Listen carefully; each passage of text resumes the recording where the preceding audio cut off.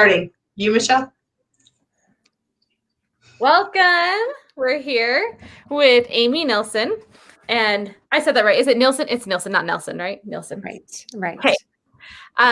Who is going to be gifting us with our connection series. It's the mental health nuggets is what I have stuck in my head, but there is an actual with our connection series. Hold on. Something. It's the mental health nuggets in the back here.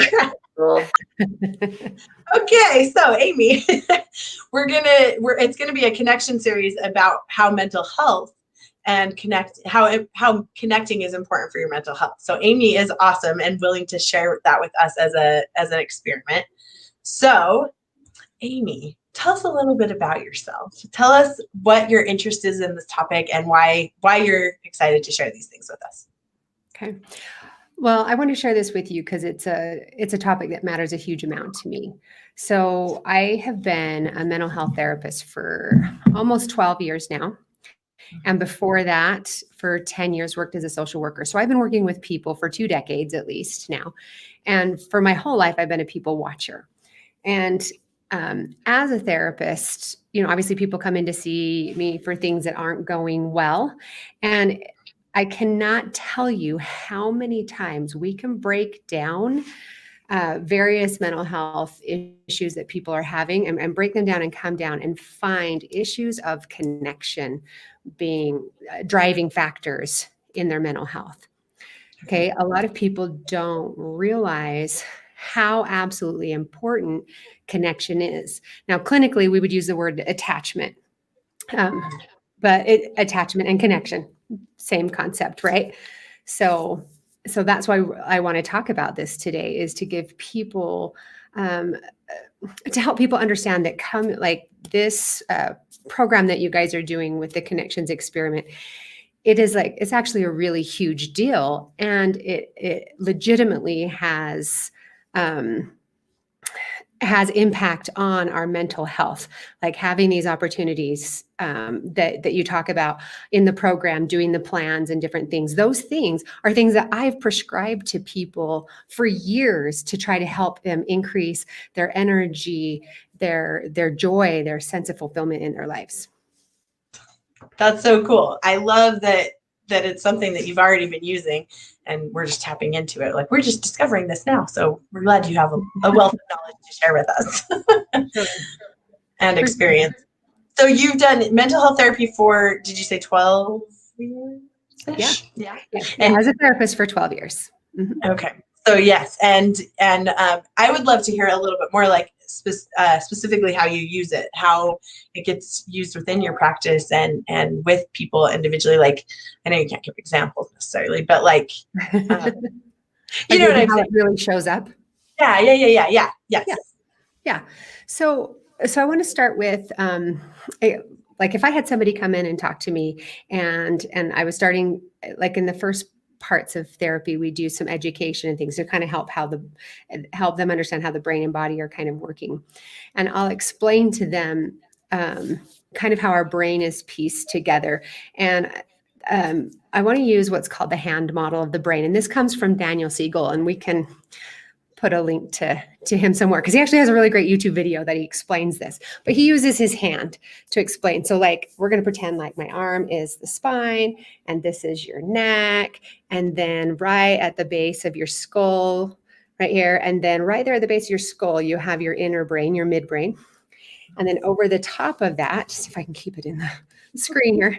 Over the top of that, we have all that gray foldy matter that you usually see in pictures that people think of when they're thinking of the brain. So every one of us has these pieces, and this stuff that's down in here is what we're most often dealing with when we're dealing with emotional distress or physical disturbance that way. And so down here, we call this the animal part of our brain, that midbrain. And we call it the animal part because really, like, legitimately, we have these same things that are down in this area are the same things we find in animals. So if we take and we look out at the animal environment and see how animals function, we can also see emotions in them, like a variety of basic emotions, and they have basic needs that those emotions are meeting. So in regards to connection and attachment, so we have this part of our brain that's driving to keep our physical body alive and okay. And those sensations that are being driven out of that midbrain, those sensations driven down into the body, saying, hey, we have needs that need to get met.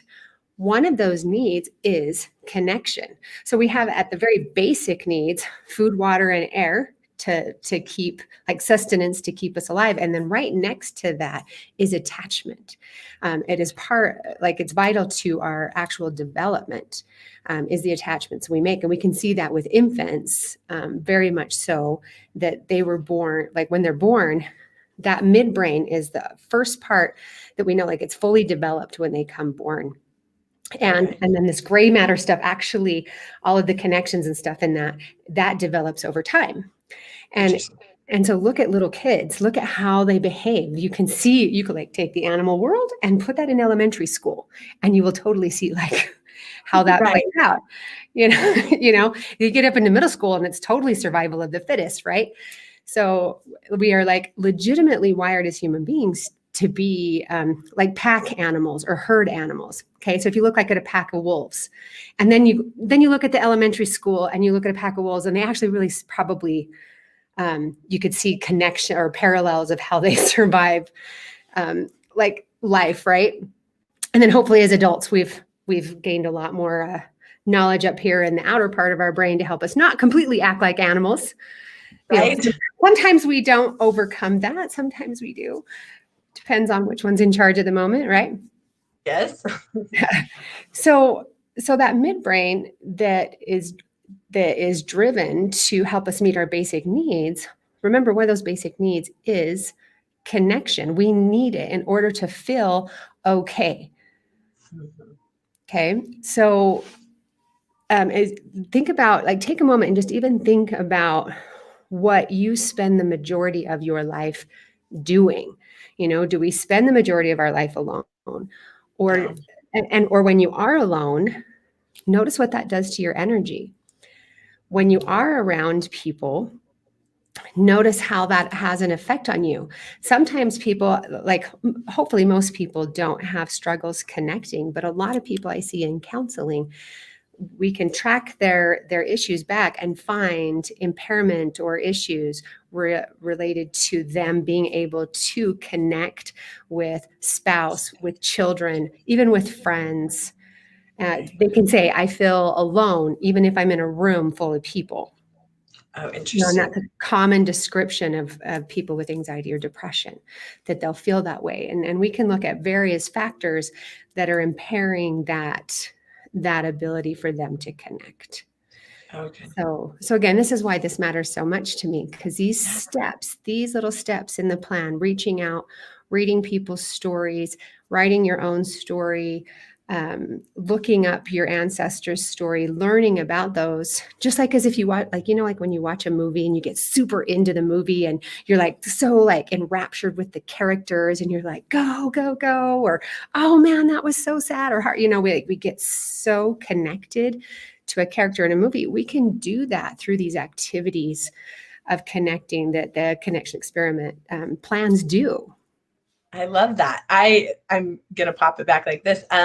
I just last night was watching This Is Us and I was bawling, and it was so funny because the character that they introduced was a brand new character. So it's not like I have this long-term relationship with her, but that's one of those things that like watching movies does create that connection. Like you can relate to them. And I think This Is Us actually does that. I'm promoting it without even meaning to, but I think they do a great job of helping us connect with those characters and like creating real life experiences that we can relate to. But I love that you said that's exactly what the experiment is doing. It's creating those opportunities for us to create connection with our family in that same way that we create connection when we're watching a movie or watching a character. And I know I totally do that. I can relate to that exactly. As soon as you said it, I'm like, oh, yes. So yes, I love that. That's relatable.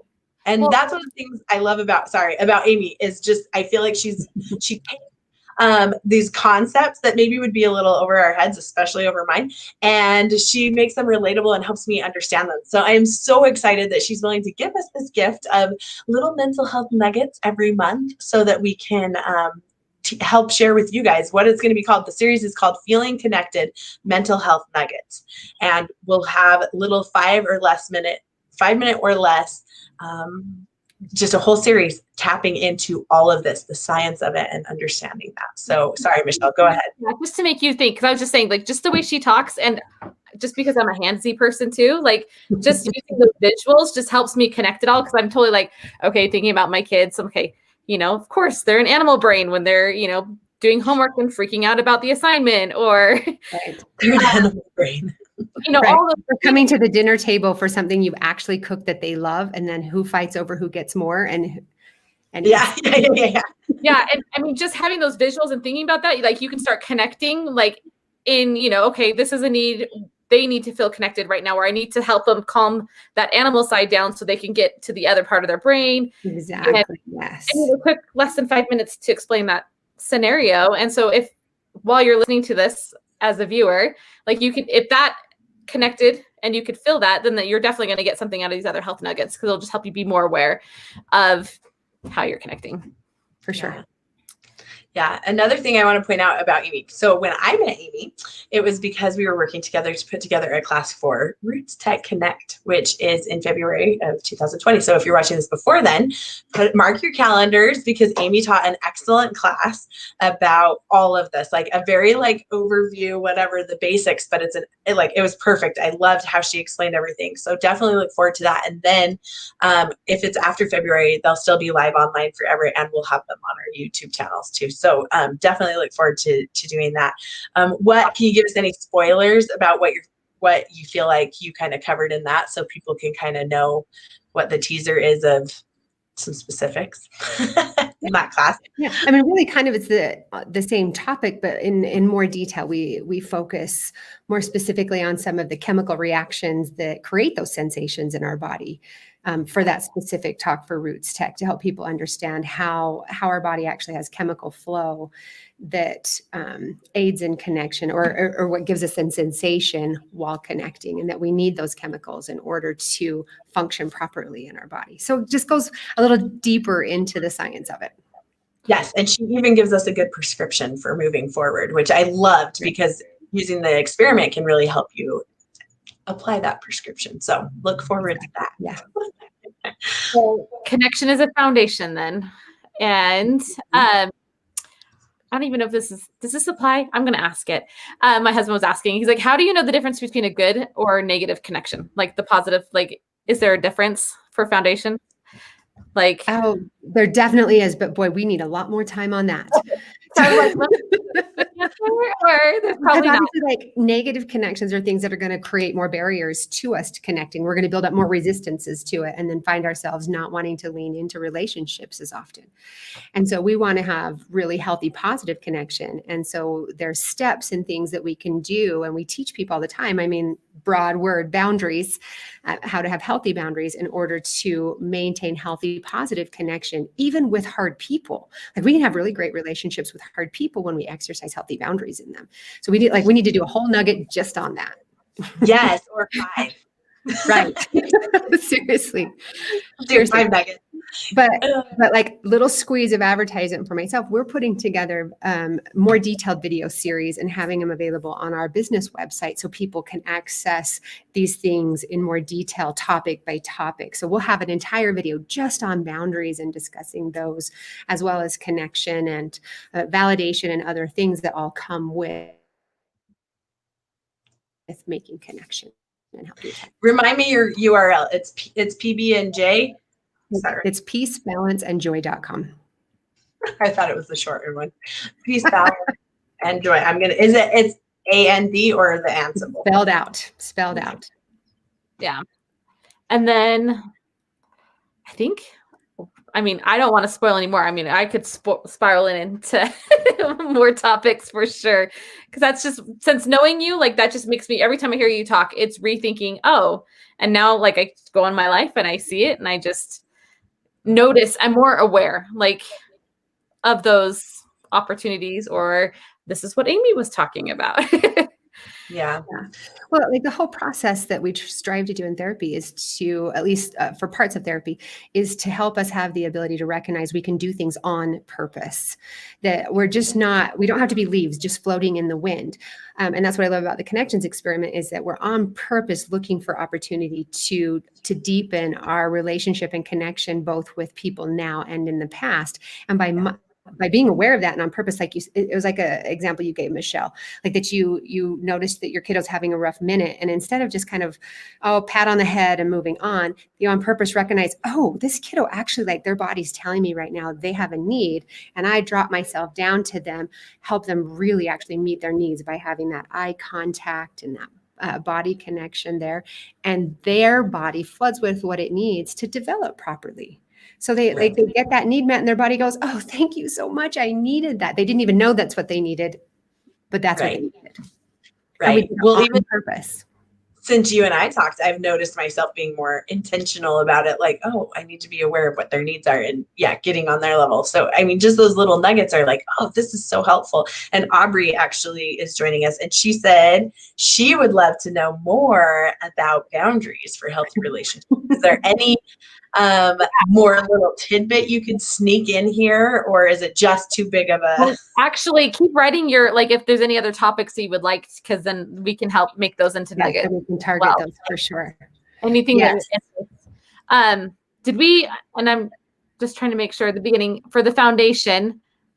Why is it necessary? So we have connection with living, but is it necessary to connect with the past or your ancestors, and how does that affect your foundation? I think it has a power to connect with people from our past. I don't think it has to be necessarily necessary, but we can draw a great deal of strength, and we call it resources. We draw that the energy from the stories and experiences that our ancestors have. We can draw from that energy when we're facing challenges that we have in our lives. We'll do one of the mental health nuggets on the topic of validation and a more detailed video separate from it, because there's no way to do it in 5 minutes. But on the function of validation, we can receive that validation as we read stories, and our heart reaches back to great grandmas and great grandpas and even cousins and extended family members that have had strife in their life, just like we face every day. Yeah, I love that. And what we'll do for sure is we'll link from every one of the nuggets. We'll link to your longer extended version so that all of our participants can go see, like, if they get the nugget and they're like, I want to dig deeper into this, then they can go see yours. So we'll make sure they're always linked so that you guys can find it easily, because that's how I feel too. Like, every time we get talking, it's like, let's dig deeper. I want to know more, just like Aubrey over here. Right. So yes. Well, I can give you like just for her, because I want to be able to answer her question, at least a tidbit, like a 2-second tidbit on boundaries. Obviously, we need lots more information to actually help you understand how to make it all work. But just a little, like a super fast nugget, is that when we set people in kind of the proper positioning, like in emotional vulnerability, okay, our spouse is usually our closest in our emotional vulnerability. And we have people that are way out here and all the people in between.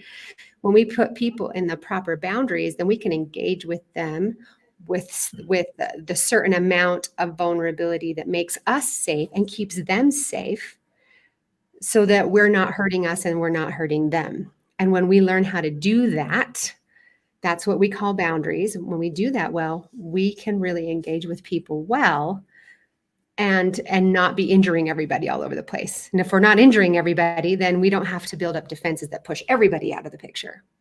So if you can tell, like, there is so much more that needs to go with that, but I didn't want to leave her hanging because she was so courageous to ask the question. So right. We will definitely do one on that topic, because there's a really cool analogy that I teach people called the boundary house that helps people break that down and understand how to navigate those.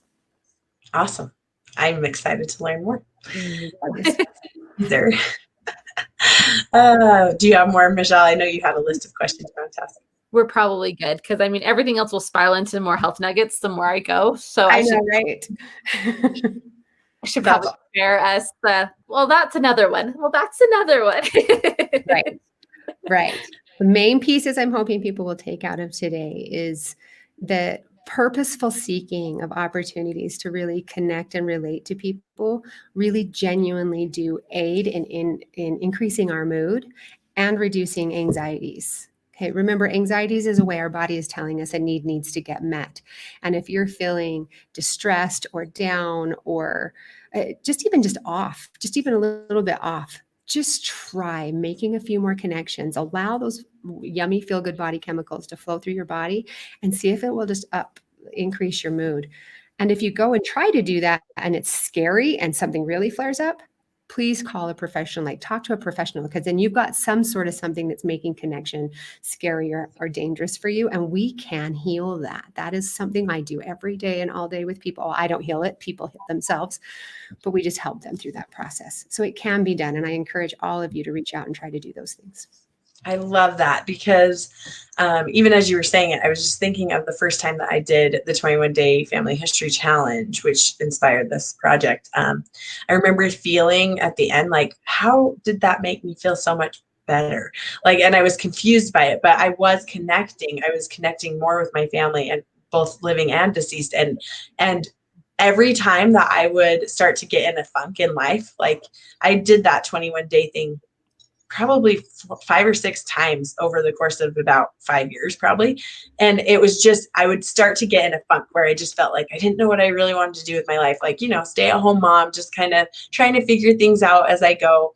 And every time I would do it, it would get me back into that, like, feel good and feeling more confident even. Like, I know that sounds stupid. It does, to like, it doesn't make sense. But as you're talking, I'm like, yeah, like I see it.